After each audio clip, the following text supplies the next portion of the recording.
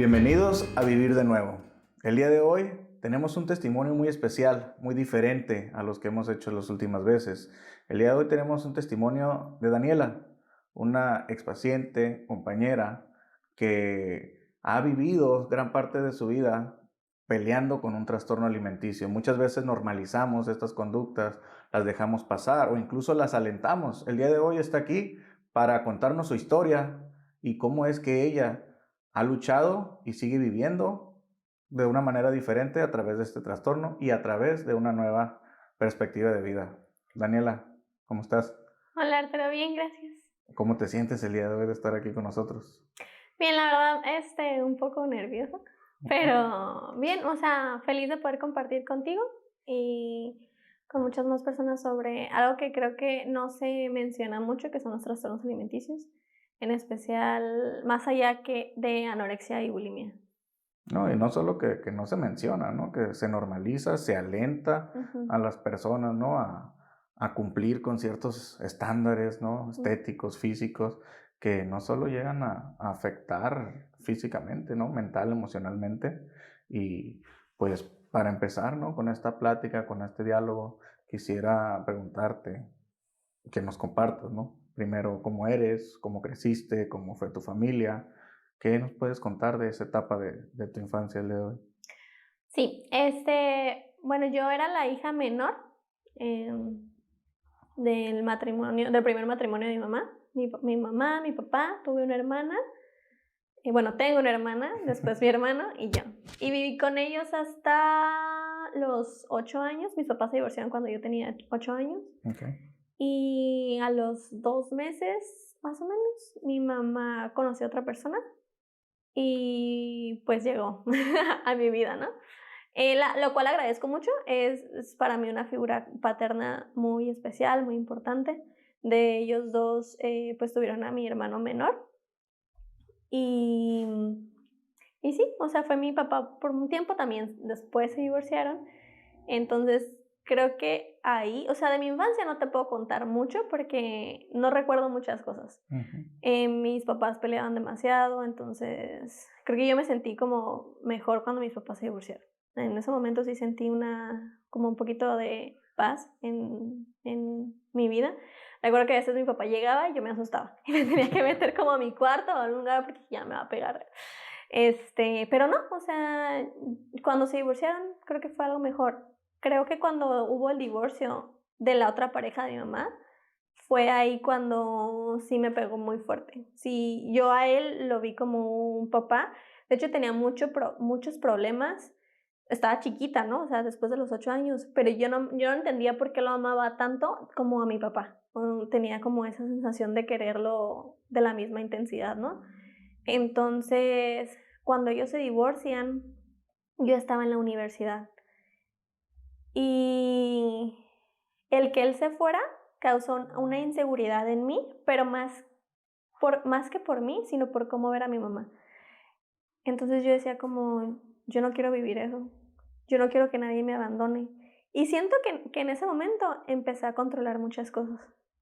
Y todavía no me iba la comida, ¿no? Pero empecé a controlar el ambiente familiar, al grado de yo me hacía responsable de mi propia mamá. O sea, se cambiaron como por Los roles ahí. los roles, ajá. Me encargaba de limpiar la casa, de hacer el desayuno, de llevar a mi hermano a la escuela, de pagar, o sea, iba a pagar el teléfono, iba a pagar la luz, iba a pagar todo la escuela de mi hermanito, o sea, lo recogía, estudiaba, hacía mis servicios. Entonces, empezaba a tener mucho control y eso me empezó a gustar. Y no sé, ¿qué quieres? Aquí nada más me llama la atención, ¿no? Ciertas cosas, ¿no? Al principio, esto que mencionas, ¿no? De cómo, ay, cuando mis papás se divorcian, ay, sentí como una paz. Ujú. Y tenemos como esa idea distorsionada de que muchas parejas, ¿no? No, es que estamos juntos por los hijos, ¿no? Que a lo mejor ya ni se toleran, ya ni se hablan, es puro conflicto tras otro, pero están juntos por los hijos. Y cómo esta creencia nos lleva a hacerle más daño a los hijos. Ujú. Cuando ya se toma una decisión como el separarse, como el divorciarse, ¿no? y baja todo ese nivel de conflicto, baja ese nivel de estrés en la casa y se generó en ti por primera vez esta paz. Llega hasta otra figura paterna, que ese ahora sí que cumplió el rol en una etapa muy vulnerable de tu crecimiento y tuviste este primer encuentro con el control. Te convertiste de la hermana menor hasta ese A la punto mamá. a la mamá. Sí. ¿Cómo se sintió ese cambio? Pues me costó mucho trabajo, principalmente no huir ante situaciones donde tenía miedo. Porque pienso, ahora ya de grande, ¿no? Ya podía entender que el huir me traía demasiada paz. Porque cuando mis papás se separaron, fue como un me voy y todo se arregla. Entonces me costaba trabajo y aún me cuesta no huir de las cosas que me dan miedo. Que es ahí cuando pues tienes que seguir como que siempre trabajando, ¿no? En cuestión del control, la verdad se sintió muy bien. Muy bien, tenía el control, o sea, de mi casa, económicamente, al grado que mi mamá me tenía que pedir casi permiso a mí. Empecé a hacer ejercicio pues nada más, o sea, por hobby. Y empecé a notar como una atracción, por así decirlo, de personas. Entonces, tener el control no solamente de objetos, sino de personas externas a mi familia, se empezó a sentir mejor. Yo no asimilaba que a lo que me iba a meter, ¿no? En ese momento. Pero empecé a hacer demasiado ejercicio y era algo increíble el hecho de que no podía dejar de hacerlo. Hacía ejercicio de lunes a viernes, los sábados también me iba a hacer ejercicio y los domingos me iba a correr. Bueno, yo viví en playas durante mucho tiempo, ¿no? En playas de Tijuana y me iba a correr 12 kilómetros, o sea, normal. Y tranquilo, ¿no? Para calentar, sí. Entonces, pues dije, no, pues tengo que empezar a modificar mi alimentación. Aunque en mi casa, la verdad, mi mamá siempre nos dio una alimentación como saludable, por así decirlo.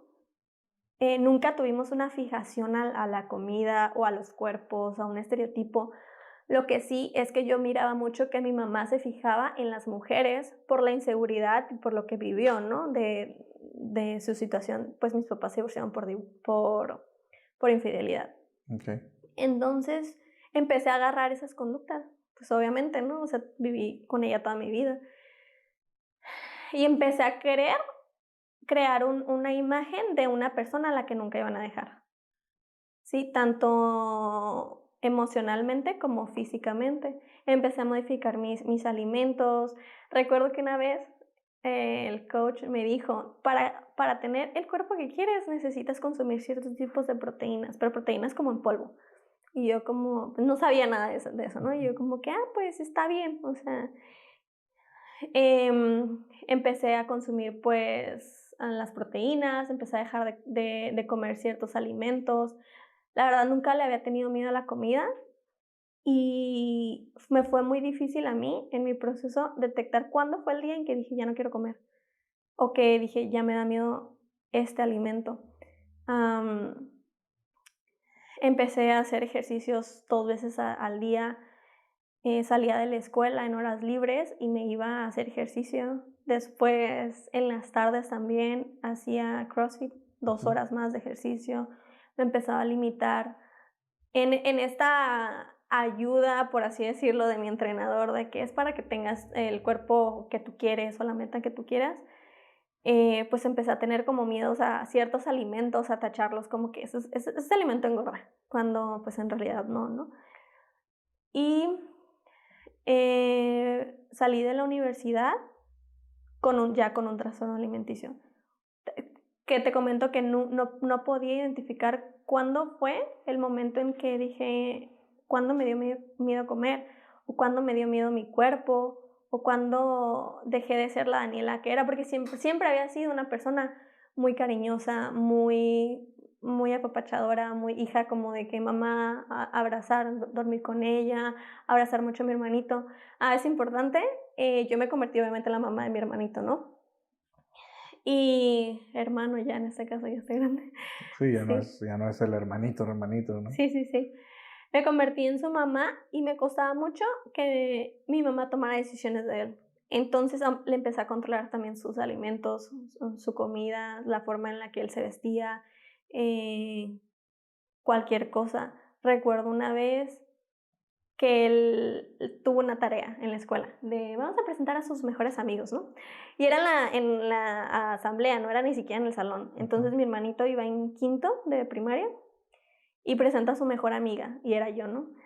Entonces, para mi hermanito, yo era como su todo. Y me empezó a imitar en ciertas cosas, obviamente.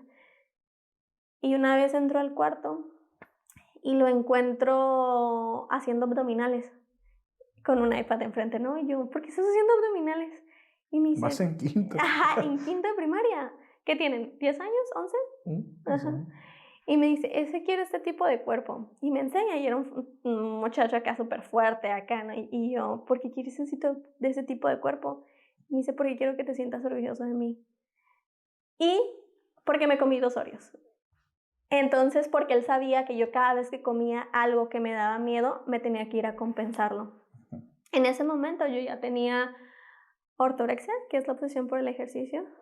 Perdón, vigorexia, que es la obsesión por el ejercicio, ortorexia, que es la obsesión por la comida saludable, porque no puedes comer ciertos tipos de alimentos, por tú preparar tus alimentos. Me costaba demasiado trabajo salir a comer a un lugar. No podía ir a otro lugar que no fueran 2 restaurantes que los conozco desde chiquita. No podía comer en otro lugar, aunque fuera, no podía consumir ni siquiera agua de otro lugar, agua natural. Que no fuera embotellada de un lugar porque me da miedo y pánico probar agua. O sea, era algo totalmente intenso. Empecé a comer como muy rutinario. Empecé a tener mis rutinas. No comía otras frutas que no fueran manzana verde, jícama, pepino y zanahoria. Era lo único que comía de frutas y verduras. Desayuno era lo mismo, la comida era lo mismo, la cena era lo mismo. Mi última comida era a las 4:30 de la tarde, ya no volví a comer hasta el siguiente día. Me levantaba a las 3 de la mañana. O sea, a las 6 de la mañana yo ya tenía todo perfecto y ya había ido al gimnasio 2 horas. Entonces era muy intensa, o sea, mi vida era demasiado intensa. ¿Y a qué horas dormías?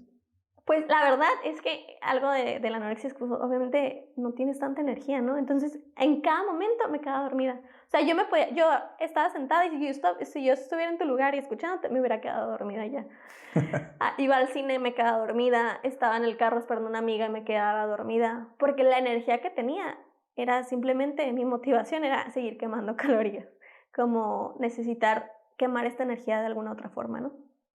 Mi mamá pues me hacía demasiados análisis, se empezó a preocupar por mí porque siempre tenía frío y empecé a bajar demasiado de peso en unos 3 meses. Salí de la universidad, empecé mi maestría, me metí todavía más al ejercicio, me metí demasiado al control de la alimentación. Recuerdo que si no tenía un ingrediente no lo podía sustituir, me tenía que ir a donde fuera que estuviera abierto o a donde fuera que lo encontraba y si no, no quería comer. Era un problema, dejé de ir a fiestas, dejé de estar con personas, dejé de socializar. Me envolví en un mundo muy chiquito donde simplemente mi mejor amiga, en este caso, era mi enfermedad. O sea, me empezó a gustar lo que me hacía sentir, en especial porque la gente me decía qué bien te ves. Sí, y era algo bien raro el decir como, pues yo sabía que estaba mal al inicio, como no está bien tenerle miedo a comer, pero era una tensión de muchas personas que eso me daba una satisfacción de nadie me va a dejar porque estoy siendo lo que quieren que sea. Entonces trataba de conseguir como una perfección. Empecé a tener ansiedad, ataques de pánico. Recuerdo que una vez mi mamá me tiró mis cosas. O sea, yo tenía como que en la cocina teníamos pues obviamente los muebles de la cocina y había un mueble donde yo metía todas mis cosas. Y lo abrí y no había nada y mi mamá, es que ya estoy harta de que no puedas comer otra cosa y me tiró todo. me subí al cuarto a gritar, abrí la puerta y la empecé así a golpear hasta que le dejé el hoyo a la pared, ¿no? Empecé también a golpearme a mí, me cortaba, me rasguñaba y más que miedo me daba una satisfacción. O sea, sentía mucho placer al hacerlo. Y empecé pues a descontrolar todo, ¿no? Iba al gimnasio, ya las personas me miraban como, oye, esta niña que tiene, ¿no? Todo el tiempo se la pasa aquí, está muy flaquita. No tiene casa, a lo mejor vive aquí. Sí. No, o sea, personas sí se me acercaron, muchísimas personas, o sea, oye, ¿estás bien? Tenía un profesor en el mismo gimnasio al que íbamos y me decía como, Dani, ¿estás bien? ¿Cómo te sientes? O sea, yo te di clases hace 6 meses, ¿por qué estás así? Y yo era como, no tengo nada, ¿sabes? No, o sea, no tengo nada, simplemente este es mi cuerpo. Y empecé obviamente a dejar de ir a fiestas de la familia, empecé a dejar de salir con mis amigas, con mis amigos. Pero en ese momento para mí todo era como, lo estoy haciendo bien. O sea, estoy haciendo bien porque me sigo sintiendo bien y sigo teniendo el control. Y empezaba a tener control de mi papá, de mi mamá y de la expareja de mi mamá, que fue su segunda pareja, ¿no? O sea, a ellos 3 los tenía aquí. Y era tan satisfactorio para mí tenerlos aquí al lado de mí, cómo estás, cómo te sientes, ya comiste, mensajes, llamadas, poder saber que mi hermano estaba solamente como yo quería que él estuviera. Mi hermana pues se casó, casi no tenía contacto con ella.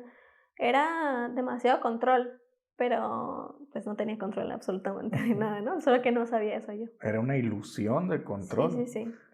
Fíjate, ahorita te oigo y si bien yo soy adicto en recuperación,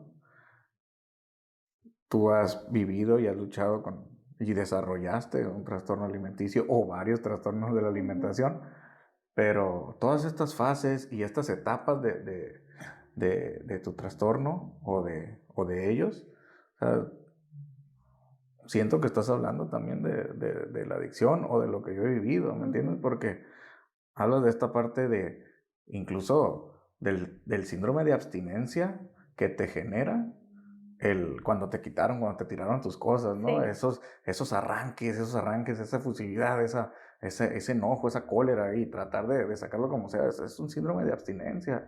Esa felicidad, esa satisfacción que te da el tener el control, ¿no? El sentido de pertenencia y aún así, el cómo te lleva a aislarte totalmente, ¿no? Como cualquier otra adicción, ¿no? Adicción a sustancia, adicción a conductas en este caso, cómo te llevan a aislarte, dejar de ir a las fiestas de la familia, dejar de salir incluso con amigos, ¿no? Y estar solamente, como tú dijiste hace un momento, ¿no? En un mundo muy, muy chiquito, ya sea una adicción a sustancias, ya sea una adicción a conductas como es el caso. Sí. En realidad, pues, es que son las mismas conductas, simplemente le cambias el nombre, ¿no? Sí, obviamente me da mucha ansiedad el no tener las cosas que yo quería comer o tener cosas que yo no quería comer. Me causaba demasiado estrés, lloraba, gritaba, me empezaba a jalar el cabello y yo decía, en momentos decía, es que esto no está bien. Y luego en momentos decía, es que nadie me entiende. O sea, no tengo nada, ellos están mal, ¿sabes? Me decían mucho, es que estás demasiado flaquita. Y yo le decía, pero es que ¿por qué no ven a la persona que está demasiado gordita? O sea, esas palabras usaba en ese momento, ¿no? Y la verdad es que realmente todavía eso sí es algo que se debe trabajar como sociedad, que es el hecho de un trastorno alimenticio no es solamente la persona que no come o que vomita. Sí, hay muchísimos trastornos alimenticios. Es la persona que se da tracones, que dices, o la persona que tiene un trastorno alimenticio como anorexia y está subiendo de peso y dices, lo está haciendo perfecto, bravo. Y cuando, pues, ¿por qué está subiendo de peso? ¿Porque está trabajando en ella?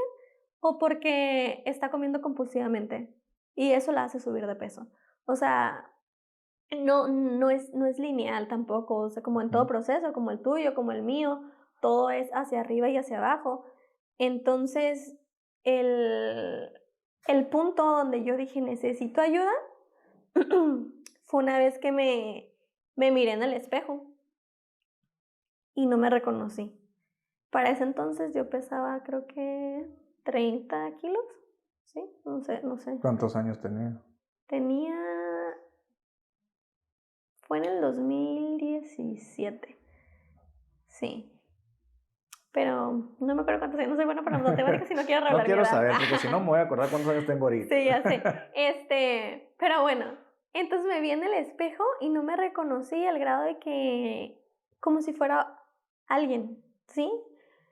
Tenía demasiadas ojeras, estaba demasiado flaquita, tenía los huesos marcados por todas partes, me quité toda la ropa, me vi y me disocié. O sea, miraba como si en el espejo me estuviera haciendo muecas mi reflejo. Me asusté demasiado, obviamente. Y yo me acuerdo que le dije, mamá, o sea, necesito ayuda.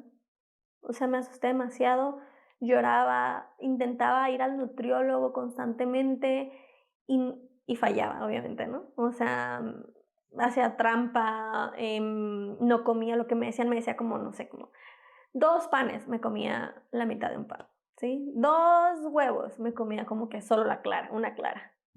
Y empezaba a subir poquito. Y era un pánico, o sea, yo veía que la báscula subía 200 gramos. Ese día no comía nada porque no, estoy súper gorda, me autocriticaba demasiado, me juzgaba, me iba a correr atrás de mi casa, hay un parque, me daba vueltas y vueltas y vueltas en ese parque y mi mamá no sabía ya ni qué hacer conmigo.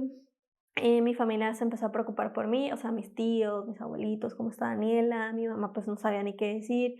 Me hacían análisis y no tenía anemia, entonces yo siempre era como que, Bien. siempre he sido una persona de que tengo fundamentos, sí, o tengo esto, entonces, o sea, al punto de que una vez casi le aviento el papel a mi mamá, de, aquí está que estoy sana, o sea, no de la cabeza, ¿no? Pero internamente. Eso te iba a decir. Al menos los análisis dicen que estoy sana, sí, ¿no? sí. Físicamente. Aquí está la prueba. Mental y emocionalmente es otra historia. Sí, iba con un psicólogo también.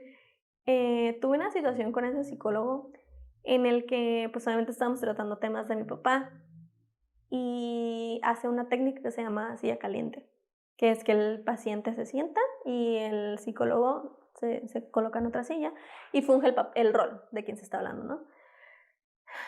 Y estábamos en la relación de mi papá y me dice, abraza a tu papá. Y yo, o sea, yo estudié psicología. Y automáticamente fue como, pero eso no está bien. Pero todavía estaba metida, ¿sí? Obviamente cuando estás haciendo la técnica, pues estás abierta emocionalmente.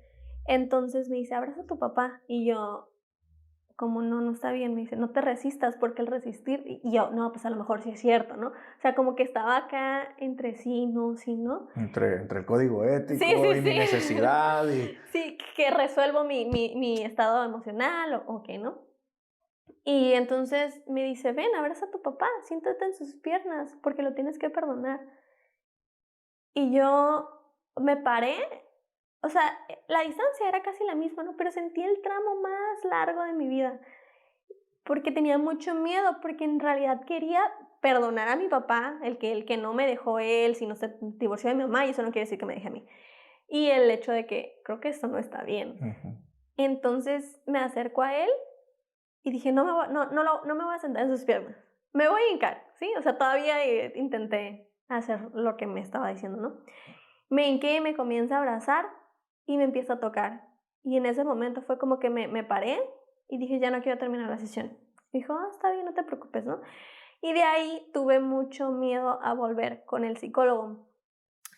¿Con ese específicamente o en general? Con ese, y él aproveché para ya no hablar de mis problemas. Entonces decía mi mamá, no, es que no quiero ir a psicólogos. Entonces utilizaba esa excusa para ya no ir, ¿sí? Entonces ya, pues, o sea, ya estaba demasiado enferma. Ahora sí mi mamá quería como tratar de ayudarme y ya yo no quería. Me resistía mucho. Seguía yendo a gimnasios hasta que una vez mi entrenador me dijo como, ya, o sea, O sea, tenemos una relación como amigos. Me dice, no quiero que vengas, no porque no quiera, sino porque siento que estoy siendo parte de lo que sea que tú tienes, ¿sí? Entonces, me cambié de gimnasio y pues continuaba, o sea, tenía que estar constantemente cambiando de lugares porque la gente me empezaba a mirar raro, porque es que estaba demasiado flaquita, o sea, no me miraba tal cual enferma. O sea, caminaba en la calle, siempre traía una cobijita así, porque siempre tenía demasiado frío. Tenía 3% de grasa. ¿Qué es eso? Nada, en una mujer. Obviamente no tenía mi periodo, obviamente se me caía el cabello, me quedaba dormida, me dolía el cuerpo, no me concentraba, se me olvidaban demasiadas cosas. Pero mi único objetivo en la vida era no comer y hacer ejercicio. Entonces, mi mejor amiga en ese entonces tenía bulimia y recuerdo que teníamos muchas pláticas como de la comida, de los cuerpos, y una vez hablando dijimos como, es que no podemos seguir juntas, te tengo que dejar como si fuera una relación, ¿no? Te tengo que dejar porque me haces daño y yo te hago a ti. O sea, ella quería con todo su corazón poder dejar de comer y yo quería con todo mi corazón poder comer. Y a veces íbamos de que nos íbamos a un restaurante y comíamos un chorro y yo me sentía súper culpable y ella vomitaba o viceversa, ¿no? Entonces... Y tú te ibas corriendo al gimnasio. Sí, por la culpa. Entonces era como que pues no podemos seguir juntas, o sea, me recuerdo que dijimos ya, o sea, no vamos a hablar, nos distanciamos, llegué a mi casa, mi mamá no sé cómo, pero entra, me toca la puerta, me dice, Daniela, mañana te vamos a ir a internar. Y yo sentí así como cuando ves como que una lucecita y dije, ok, sí, yo sí lo quiero. Pero la verdad me daba mucho miedo porque sí, yo había investigado obviamente todo tipo de curaciones de trastornos alimenticios y había investigado sobre clínicas. Entonces yo decía, es que es demasiado dinero, ¿cómo mis papás van a pagar esto? No, sí, no. O sea, pero es que mi mamá acaba de sacar un carro. No, mejor no, ¿sabes? O sea, como que había otras cosas mucho más importantes que yo. Y ya, o sea, mi mamá entra y me toca la puerta y me dice, Daniela, mañana te vamos a ir a internar. Y yo, ok, está bien. Y yo todavía le dije, hago mi maleta. Y me dice, no te preocupes, mañana la hacemos. Y yo, okay. Le hablo a mi amiga, lloramos las dos como si me fuera a casar o algo. Me dice como, felicidades, te quiero mucho, vas a hacerlo increíble. Yo iba con toda la mejor disposición. Le hablo a un amigo y también le comento. Eran los únicos 2 amigos más cercanos que tenía. Y me dice, felicidades, siempre voy a estar ahí para ti, voy a tratar de hacer todo para comunicarme. Y yo, sí, te veo, voy a ver si te pueden dejar entrar. O si... Yo en mi mundo de una clínica perfecta, ¿no? Así de que yo decía, va a estar todo perfecto. Entonces vamos con un terapeuta y dice, ok, pues hay 2 lugares para ti. Está el psiquiátrico o una clínica que está aquí. Y yo, ok. Y me dice, pero el psiquiátrico no es un lugar para ti en estos momentos. ¿Sí? Necesitas otro tipo de atención. Y esta clínica te va a ayudar mucho. Y yo, ok, pues vamos a verla. Y yo, ok.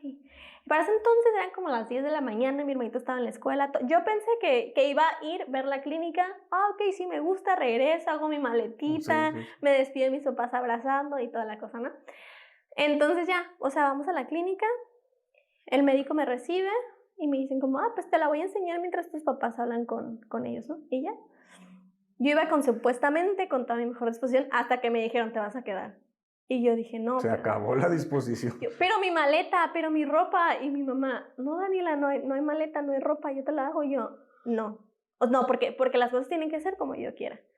¿Sí? Todavía hasta ese punto decía como, sí, pero yo decido cómo, cuándo y dónde. ¿Sí? Entonces me dicen, dame tu teléfono. Y yo, no, pero mi hermano, no me despido de mi hermano. Y dice, no importa. Y yo, no. Me empezaba, obviamente, ahora sí, no, ya no quiero estar aquí. No quiero. Empecé a gritar, tuvo que venir el guardia por mí. Pero mi papá, ya teníamos una muy bonita relación. Y le decía, papá, no me dijes papi. Y yo le digo papi a él, ¿no? y ahí con más entusiasmo y me dice, es que no quiero que te mueras. Y yo, no, mamá, por favor, es que necesito, mi maestría, mi hermano, me dice como, no, es que necesito que estés aquí. Y yo, pero no, me dice, pero es que tú querías. Y yo, sí, pero es que así no me digas qué hacer, ¿sabes? Entonces ya, o sea, me dice como, te amo y porque te amo tanto te tengo que dejar y te tengo que soltar porque tú también me estás enfermando a mí. Y me puse a llorar de que no me amas, no me amas, ¿cómo me vas a dejar aquí? Y ya, o sea, me bajaron, me bajó el guardia, pues obviamente no pesaba nada, ¿no? Entonces yo una plumita para él, pero iba, me recuerdo pegando patadas, o sea, gritando, estaba llorando en la cama, en una de las camas, y llegan todas las pacientes, internas, ¿sí? Y ya me abrazan y me dicen como tranquila, pues todo va a estar bien. Y yo, no, es que tú estás aquí por adicta, no por no comer. Y bueno, o sea, empezó mi proceso. Y no fue fácil porque hasta dentro de la clínica yo trataba de hacer todo porque fuera controlado por mí. Al grado de que solo quiero comer esto, solo puedo comer esto. Si me servían algo era como, no es que yo no como eso, o como mi mamá me tenía que llevar ciertas cosas, porque yo no iba a comer otra cosa que no fuera eso. Recuerdo que mis compañeras, pues obviamente eran mis amigas en ese momento. Hasta la fecha todavía tengo amigas, ¿no? Pero de la clínica. Y me decían como, Daniela, cómete la yema. Y yo, no. Y era como, es una yema. Y yo, no quiero. Pero es que es algo bien importante mencionar que tú como adicto, tú entras a un proceso y te quitan la droga, ¿sí? A mí no me pueden quitar la comida, porque la comida es mi droga. Entonces, tenerme que enfrentar, no una ni dos, sino como 3 comidas, y luego los 2 snacks, y luego hablar constantemente a la comida, y saber como que hay comida por todas partes, hay frutas, hay snacks, hay esto, y yo como quítenme la comida. No me dejaban hacer ejercicio, me levantaba en la madrugada a hacer abdominales en la clínica. Y hasta que una vez entra una enfermera y me dice, Daniela, ¿qué estás haciendo? Son las 2 de la mañana, porque pues revisan, ¿no? Sí, y yo como que, es que no puedo hacer del baño. Ah, no, pues o sea, me llevaron ciruelas y que no sé qué, y yo no quiero. Y obviamente me regañaron, me decían, ¿sabes qué? Tienes que hacer, no puedes, tienes que soltarlo. Y yo, no, es que inventando, la nutrióloga me dijo que es para mejorar mi digestión. Sabía más o menos, empecé a contar a qué hora entraban las enfermeras, a qué horas no estaban ahí, en ratos libres empezaba a hacer ejercicio. No es como que yo me podía meter al baño porque me tenían que acompañar. Entonces, a cada rato que podía era como, trataba hasta de, se me caen las cosas, de hacer sentadillas. Era una obsesión porque me habían quitado el ejercicio, porque yo no podía hacer ejercicio. Yo tenía una obsesión hacia él, ¿no? Entonces, obviamente fue un proceso muy fuerte. Me enfrenté ahora sí tal cual a mi enfermedad. Lo que sí puedo mencionar es que la primera vez que dije Daniela anoréxica, sentí un peso. No sé los demás, ¿no? Pero yo sentí como, ok, ya voy empezando, ¿sí? Ese es lo primero. Y y cada momento decir Daniela anoréxica, o sea, Daniela ortoréxica, Daniela vigoréxica, me empezó a ayudar demasiado al poder externarlo, porque yo lo sabía internamente, pero nunca lo podía externar. Y sí, pues así empezó mi proceso en la clínica. Es que es muy interesante cómo esta parte del externar, del reconocer, o sea, de decir hacia afuera, le da otro sentido, no solo a la palabra, sino a lo que te genera, al peso que te quita, y es donde puede realmente comenzar un proceso, donde puede realmente comenzar a buscarse una solución, porque ¿cómo voy a solucionar algo que no acepto como un problema? Entonces, una vez que logro aceptar que tengo ese problema, ¿no? Como adicto, anoréxica, cualquiera que sea la condición, ok, ya estoy a un paso, al primer paso, ¿no? A la aceptación, al paso de quitarme la máscara y aceptar cuál es mi condición. En este caso, el trastorno, o cualquiera que sea, ¿no? Dentro de los trastornos alimenticios. Sí, nunca me sentí como como más enferma hasta que llegué a la clínica, ¿sí? Nunca me sentí como más vulnerable, con más miedos, perdón, con más miedos, porque pues lo vivía a diario, constantemente, en las terapias grupales, terapias individuales, ¿por qué estás aquí? ¿Sabes? O sea, y era constantemente repetir lo que es, ok, sí lo soy, pero soy más que eso, soy más que un trastorno alimenticio, soy más que la niña que no come, o la niña que siempre tiene frío, o la que hace berrinches. Me peleaba con el médico, era como, al médico le decía, ya me hicieron análisis, sí, ok, ¿dónde están mis resultados? Los quiero ver. ¿Pero para qué los quieres ver? Los quiero ver, necesito saber qué tengo, porque no tengo anemia. Esa era mi excusa, Argumento ¿no? Sí, número 1. sí, me quería agarrar del chongo con el médico, en cierto momento con mi terapeuta, y la verdad era una Daniela completamente diferente, porque pues saqué como que mis garras ahora sí, pero era por lo mismo, no quería soltar lo que me estaba dañando. Entonces, llegó un momento en el que dije, ya no quiero estar aquí, como vengo voluntariamente, puedo ir voluntariamente. Y esperé a que mi mamá me marcara y dije, mamá, yo no quiero estar aquí, diles que me saquen. Mamá, es que no te vas a salir. Y otra vez ahí mi control, mi ira, no quería entrar a las terapias, y era como un constante enfrentamiento conmigo misma. Pero hubo diferentes tipos de sesiones que la verdad me hicieron como darme cuenta de, es que te vas a morir. Me hicieron, recuerdo, como que un electrocardiograma, ¿sí? Y me dijeron como que mi corazón se estaba afectando. Y esa es una de las consecuencias de la anorexia. El corazón es un músculo y también se hace chiquito. Y las personas que mueren de anorexia no mueren porque dejan de comer, sino por un paro. Obviamente los nutrientes y todo eso, ¿no? Pero más que nada es por un paro cardíaco. Entonces, el darme cuenta es que si no como, me voy a morir. Y no me quiero morir. Ok, vas a tener ya que aplicarte, y más que aplicarte, ser sincera contigo. O sea, tienes que soltar esto que te está haciendo daño, porque no solamente te está haciendo daño a ti, está haciendo daño a tu familia, pero no vas a poder estar bien con ellos si no estás bien contigo. Entonces llegó el momento de egresar. Yo le rogaba a mi mamá, mamá, por favor, solo quiero estar la primera parte del proceso, por favor, no me dejes ir a otro lugar, mamá, es mucho dinero. Y mi mamá, no te preocupes por eso. Y yo, no, mamá, es que mi maestría la tengo que terminar. Y total, el punto es que, ok, pero te comprometes a venir a terapia, a psiquiatría, a nutrición y todo. Y la verdad, sí me comprometí. Fue un proceso bien difícil, pero sí iba a mis terapias, también a psiquiatría, a mi nutrióloga. Empecé a aceptar el que me decían, ¿por qué no estuviste aquí, no? Por ejemplo, en la escuela, yo, es que tengo un problema, se llama anorexia, tengo una enfermedad. Tuve que ir a atenderme y empecé a externarlo a los demás. Todos lo sabían, obviamente, ¿no? Pero según yo nadie lo sabía. Nadie se da cuenta. Ajá. Y empezó mi proceso de recuperación por fuera, ¿no? Terminé mi maestría, empecé a tener una mejor relación con los alimentos. No podía hacer ejercicio al inicio porque no tenía una buena relación con el ejercicio, ¿no? Pero empecé a tener como una nueva relación con cada de esas áreas, ¿no? Tanto con mi cuerpo, con mi ejercicio, con la comida. Y la verdad me ayudó mucho el seguir asistiendo a terapia, y el darme cuenta que yo sé que ahorita se habla mucho de que en especial los trastornos alimenticios, ahorita se está hablando de que es que si hay una recuperación por completo, no es como la adicción.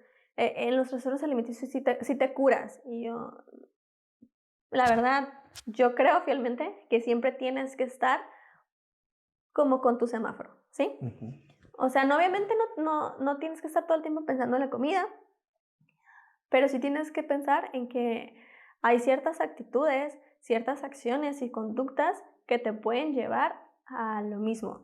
Y la comida, al final de cuentas, es el piquito, es lo de arriba. El dejar de comer, o el hacer ejercicio intenso, o el autocriticarme es solamente la punta de todo el trasfondo que hay en mi vida, ¿no? Entonces, no estar siempre pensando en la alimentación, pero sí en el que no la tienes librada y no le ganas a una enfermedad así de fácil. Y no le vas a poder competir sin perder cosas que has construido y que te ha costado construir. Em, sigo yendo a terapia, o sea, o dejo de ir y ya digo, okey, es momento de retomar la terapia. Y no es que viva con un miedo, al contrario, o sea, es increíble poder decir: "Vamos a cualquier lugar a comer", o "Ay, quiero probar esto, se me antoja, o quiero una nieve". O sea, la primera vez que comí una hamburguesa después de estar en clínica fue como, ¿por qué no comía esto? O sea, ¿por qué no comí una nieve? Y para muchos puede ser algo como, pues come y ya, simplemente, Ujú. ¿no? Pero es mucho más que eso. Y tener esa satisfacción de poder ver la comida como un alimento y no como un, esto es mi amigo y esto es mi enemigo, Ujú. ¿sí? Me empecé a especializar en pacientes con trastornos alimenticios porque entendía el área desde la teoría y también la práctica, Ujú. ¿sí? Empecé a estudiar mucho más, me especialicé igual en trastornos alimenticios, em, empecé de nuevo mi mundo hay más personas que solo dos, ¿sí? A salir, empecé a tener una mejor relación con mi mamá. Lo que sí es que era muy difícil yo poder agarrar una manzana verde, como te conté, ¿no? Yo nada más comía manzanas verdes.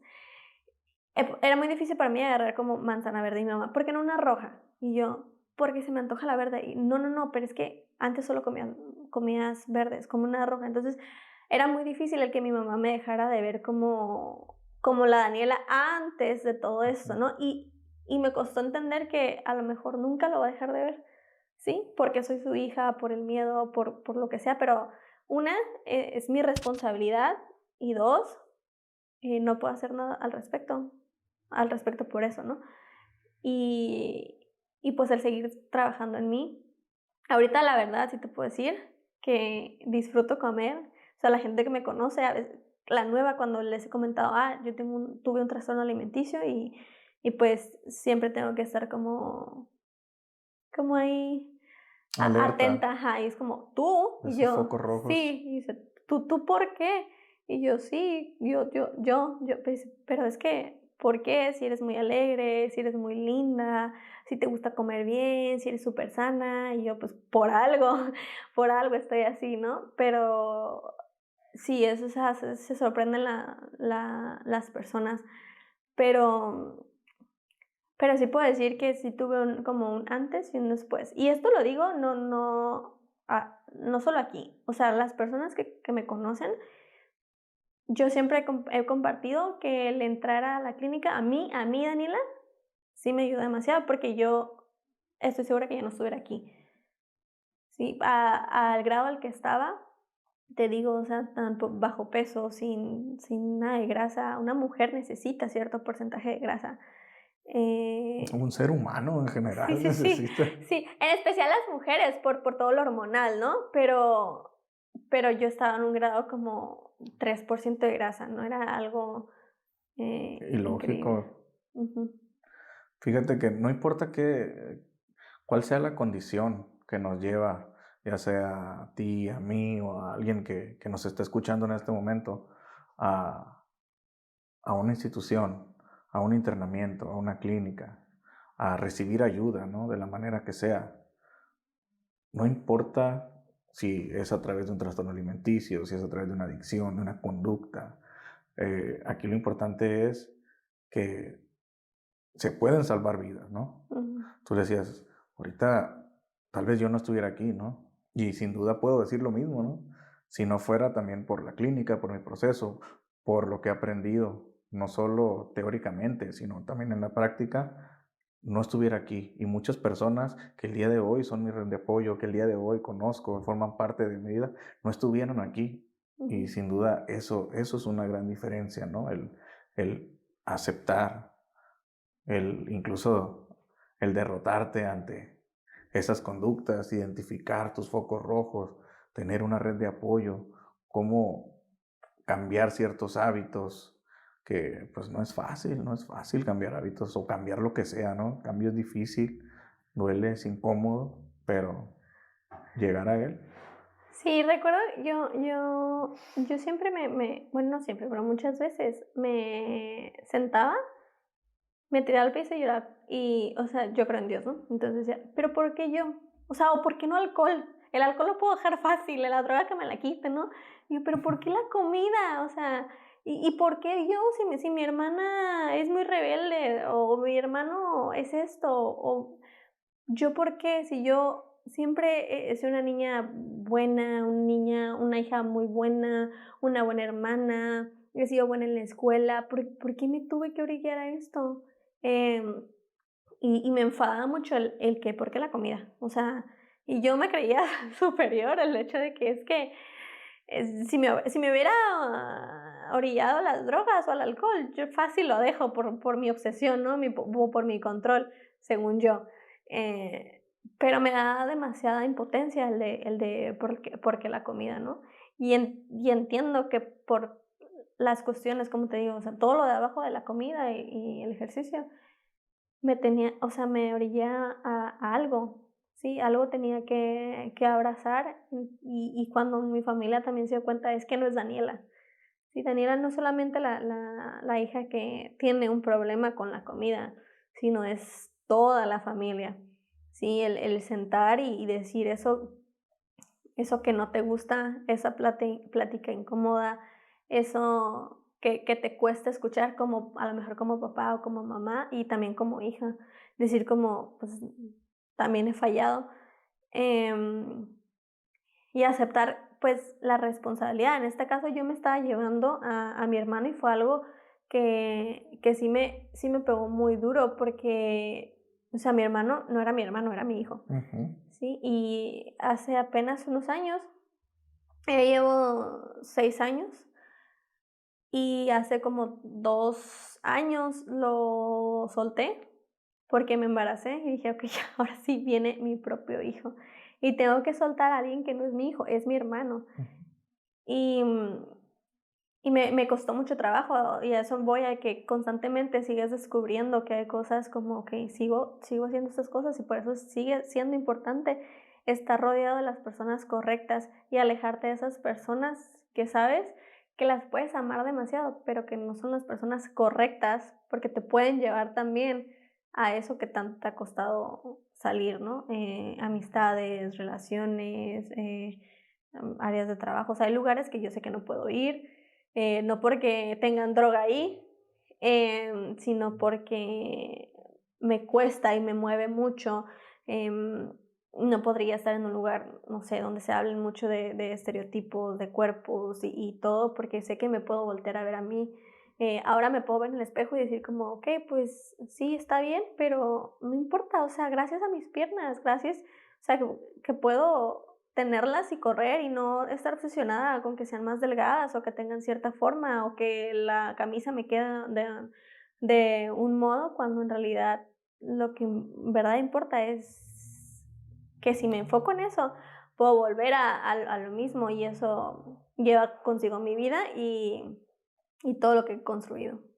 Y, y de todas las personas que te rodean, porque hace rato Ujú, dijiste, o sea, no era nada más yo, no era solo mi vida, o sea, era toda la familia, todas las personas que se preocupaban y que se preocupan por ti, estaban de alguna manera directa o indirectamente sufriendo también contigo durante esta parte, ¿no? ujú. Este episodio de tu trastorno, ¿no? Ya sea si hay cura o no, o si se encuentra en una remisión, o sea, ahí calmadito, ¿no? Sí, Congelado, como en uno, ¿no? La adicción que no tiene cura, ujú, pero que se encuentra en un proceso de recuperación, que es una remisión ujú. parcial, por así decirlo, ¿no? De cómo no hay consumo el día de hoy. Pero yo quisiera preguntarte, ¿qué relación crees que tenga un trastorno alimenticio con la autoestima? Pues esto se basa demasiado en eso. O sea, si no estás segura de ti, no estás segura de quién eres, no vas a estar segura de cómo eres, ¿sí? La relación que tú tienes contigo es la relación que muestras también con los demás. Pero es bien importante, yo creo, el hecho de decir también, a veces no estoy bien, ¿sí? Y está bien no estar bien. Em, el trabajar en ti, o sea, en tu autoestima es demasiado importante, pero también aceptar que no siempre vas a estar bien, Ujú. ¿sí?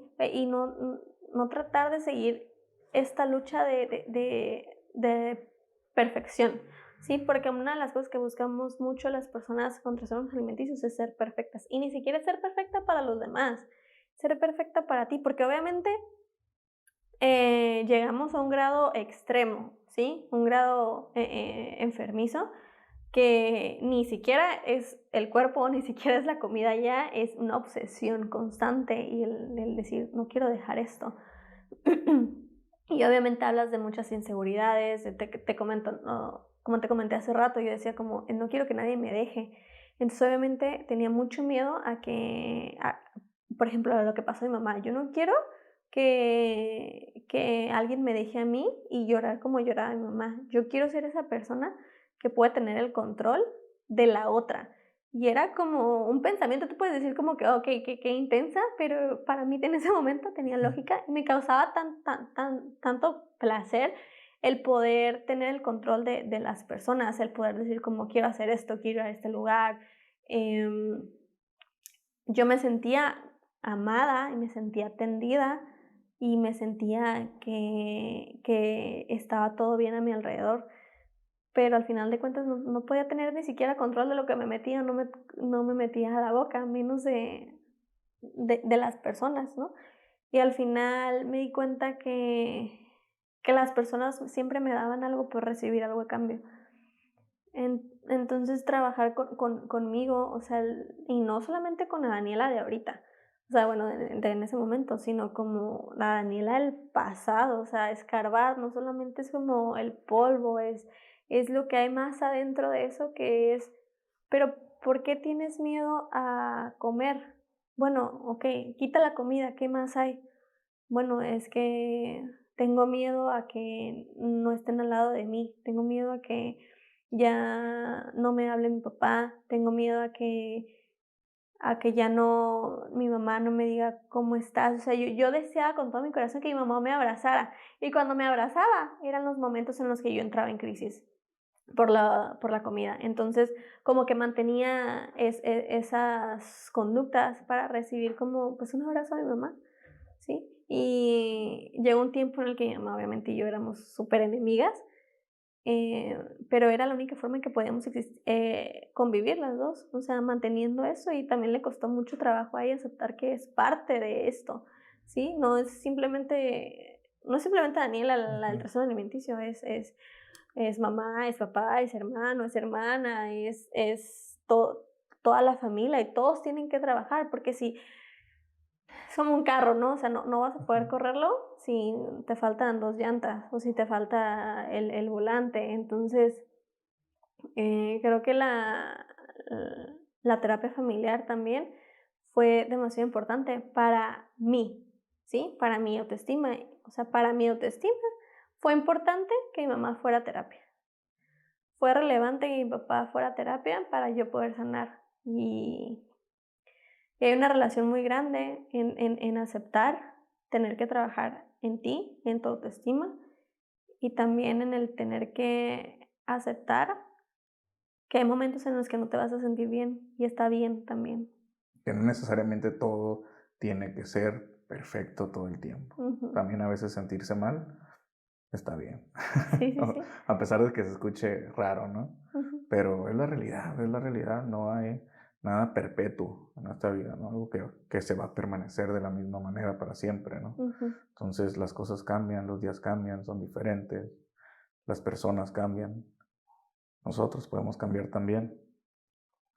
Y sin duda es una gran historia, ¿no? Es un compartimiento del cual yo estoy seguro que a muchas personas les puede ayudar el voltear y decir, oye, yo estoy pasando por lo mismo, o sabes que yo conozco a alguien que está pasando por lo mismo.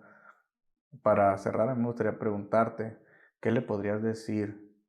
¿Qué mensaje te gustaría llevarle a esa persona que el día de hoy está viviendo la parte más oscura de un trastorno alimenticio.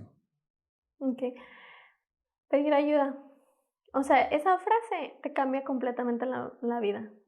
El pedir ayuda. O sea, el poder decir de ti, necesito ayuda, porque yo solo no lo voy a poder hacer, es hacerte sentir vulnerable, es hacerte sentir que tú no lo puedes, que no eres el que todo lo puede, no eres el que puedes con tu enfermedad, el que puedes con el alcohol, o en este caso, el que puedes con la comida, con los trastornos alimenticios, es hacerte chiquito y decir, o sea, no puedo porque esto ya es más grande que yo, ¿sí? Para mí eso siempre, y pues como terapeuta también a mis pacientes, es dilo, externalo. O sea, el pedir ayuda no es un acto de cobardía, es un acto de amor propio y no todos lo pueden hacer, ¿sí?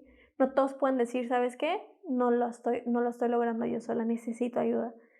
Eso para mí es de las cosas que sí te digo que sí te pueden cambiar, ¿sí? Todos lo saben, todos saben obviamente que hay algo en ti, ¿sí? En este caso, en los trastornos alimenticios, el que tengas una rutina tan perfecta, el que tengas una vida tan perfecta, el que hasta las redes sociales, o sea, hay personas que en este punto toman tiempo de su vida a arreglar una foto para subirla, para que combine con la otra, no puedes arreglar ni siquiera tu vida, que vas a andar arreglando tus fotos de una red social, ¿sabes? Entonces, todos sabemos que hay algo, ¿sí? Pero dilo, porque necesitamos que tú puedas, ¿no? Y ahora, pues, hay momentos en los que no es fácil pedir ayuda, ¿sí? Pero en verdad, la parte del medio del proceso te va a hacer sentir que fue la decisión correcta, ¿sí? Y que lo necesitas. O sea, cuando nos negamos mucho a algo, a recibir una ayuda a recibir la ayuda que nos puede salvar nuestra propia vida, obviamente sabemos que algo anda ahí que hay que trabajar. Entonces, es eso para mí. Pedir ayuda. Ujú. Pues muchas gracias. Yo la verdad te agradezco el estar aquí, te agradezco el darte la oportunidad de compartir esta parte tan personal de ti. E incluso, pues yo te conozco como profesional, yo te conozco como terapeuta y que el día de hoy vengas como Daniela. Bueno, vienes como psicóloga, no vienes a compartir una parte teórica, vienes a compartir tu historia, tu testimonio, ¿no? Y por eso pues yo la verdad te lo agradezco mucho por estar aquí, por llevar y compartir este mensaje a alguien que en este momento puede estar sufriendo, puede estar viviendo como tú has vivido, ¿no? Puede estar sintiendo lo que tú has sentido y crear ese puente de comprensión. De eso se trata, ¿no? Este espacio creado para esa persona que nos está viendo ahorita, ¿no? Ese familiar que nos está viendo ahorita, ¿no? Empezar a detectar estos focos rojos, estas llamadas de atención, estas conductas. Y sin nada más, pues gracias de nuevo por estar aquí. De nada, gracias a ti y pues a la clínica por hacerme parte de esto. De nuevo. Gracias. Y tú que nos estás viendo, pues te invito a que compartas este mensaje, a que si conoces a alguien que pueda estar pasando por una situación similar, no dudes en compartirle este video. Tienes todos los datos, nuestra información abajo en la descripción. Y sin más por el momento, me despido y hasta la próxima.